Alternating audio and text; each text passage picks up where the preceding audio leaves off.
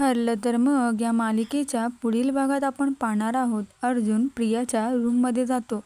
अर्जुन प्रियाच्या समोर एका डोपरावर बसून म्हणतो, तू मला खरंच खूप आवडतेस प्रिया. तो त्याच्या खिशातील पैंजण काढतच म्हणतो, आणि हे तुला अडकवण्यासाठी. हे ऐकून प्रिया रिॲक्ट होते. ती म्हणते, म्हणजे?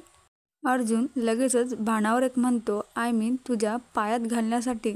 पैंजण प्रियाच्या पायात घालत असतानाच अर्जुन मनातच म्हणतो, एकदा तुझ्या पायावर जन्मखून आहे की नाही हे बघितलं की हाच पाय मी कसा अडकवतो ते तू बघच.